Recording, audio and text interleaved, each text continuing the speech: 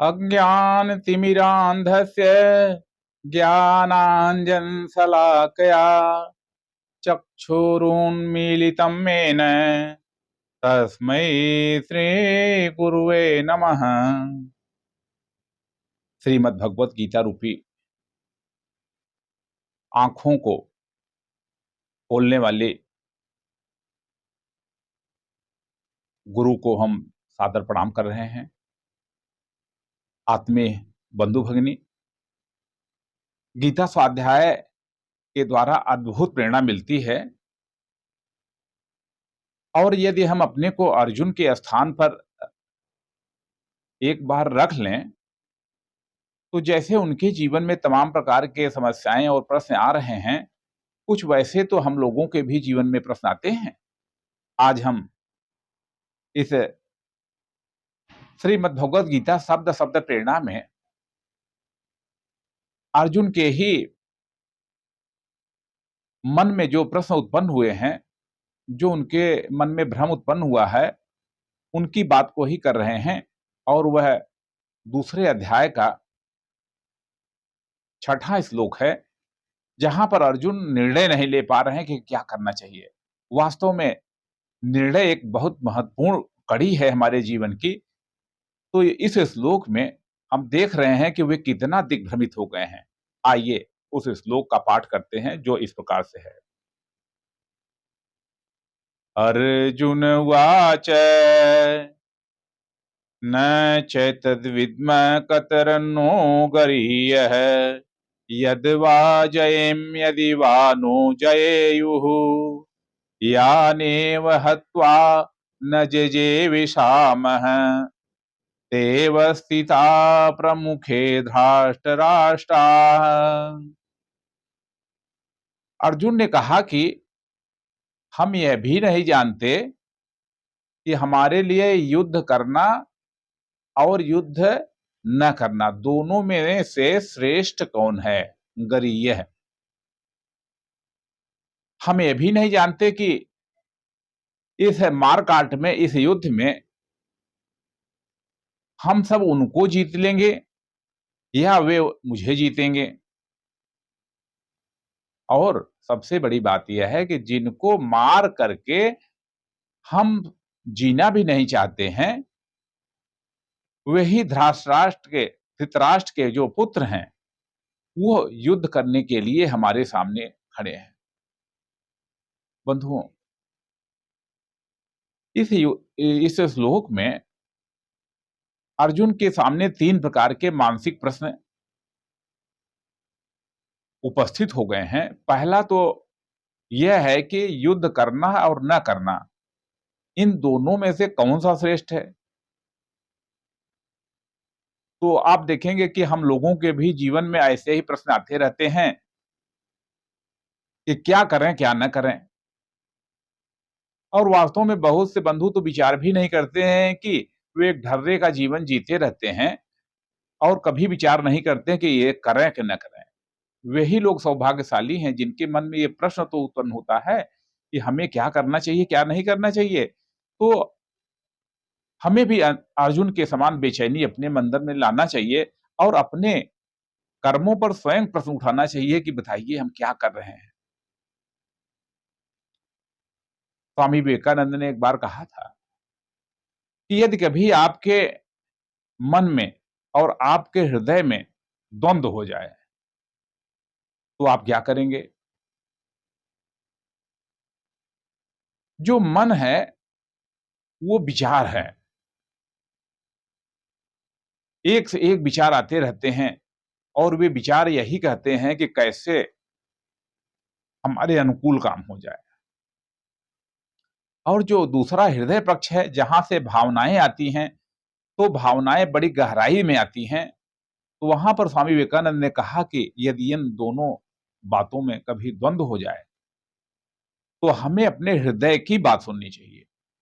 अब आप देखिए कि यदि हम सब लोग अपने को अर्जुन के स्थान पर रखें तो क्या हम अपनी भावनाओं की कद्र करते हैं। जो व्यक्ति अपनी भावनाओं की कद्र नहीं करता है, वो दूसरों की कद्र क्या करता है। इसी प्रकार से दूसरा जो प्रश्न अर्जुन के सामने आया है, वो कह रहे हैं कि हम जीतेंगे कि वे जीतेंगे। अब आप देखिए कि एक दिग्भ्रमित व्यक्ति कुछ इसी प्रकार से सोचता है। आप यदि पहले ही मान लेंगे कि हम हार जाएंगे, तो आप हार जाएंगे और लड़ाई तो हो रही है, कोई भी जीतेगा। तो यदि आप यह प्रश्न पूछ रहे हैं कि क्यों हम लड़ें, तो ये प्रश्न उचित नहीं है। और तीसरी प्रकार की बात जो अर्जुन ने बात कही कि जिनको मार करके हम जीना नहीं चाहते हैं। अब देखिए कि इस श्लोक में एक बहुत बड़ी बात आई है, जिजीविषामः, कि आखिर हम सब लोग किस लिए जी रहे हैं। आप देखिए कि परिवार परिवार में लड़ाई हो रही है, धन को लेकर के, राज्य को लेकर के। आज से नहीं, अनादिकाल से भ्रष्टाचार फैला हुआ है, युद्ध हो रहे हैं। तो आखिर किस लिए हो रहा है? तो आप देखेंगे कि जब हम ये विचार नहीं कर पाते हैं कि किस लिए हम जीते हैं, तो उन कामों के लिए हम जीने लगते हैं जिनके लिए कि मनुष्य जीवन मिला ही नहीं है। क्या अशांति में जीवन के लिए ही हम पैदा हुए हैं? क्या हम छोटे-छोटे कामों में अपनी शक्तियों को बर्बाद करने के लिए जी रहे हैं? आप देखिए समाज में कई बंधु हैं, वे स्वयं के लिए कभी जीते ही नहीं हैं। वे परोपकार के लिए जीते हैं। और इसी को इस रूप में कह सकते हैं कि बहुत से ऐसे लोग तो बेचारे इतने सरल हैं, वे कभी अपने हित का विचार ही नहीं करते, वे परावलंबी होकर के जीते हैं।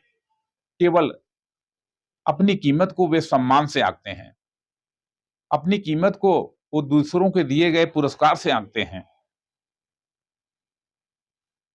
तो ये दोनों बातें कि हम किस लिए जीते हैं, what is the aim of life, आखिर जीवन का उद्देश्य क्या है, अगर ये मनुष्य विचार करता है, तो बहुत ही उसके जीवन में सुख शांति के रास्ते और मार्ग उपलब्ध हो जाते हैं।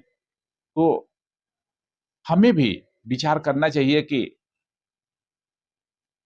क्या हमें करना चाहिए, क्या हमें नहीं करना चाहिए। आत्मीय बंधुगण, ये जो निर्णय की प्रक्रिया है, बड़ी महत्वपूर्ण है।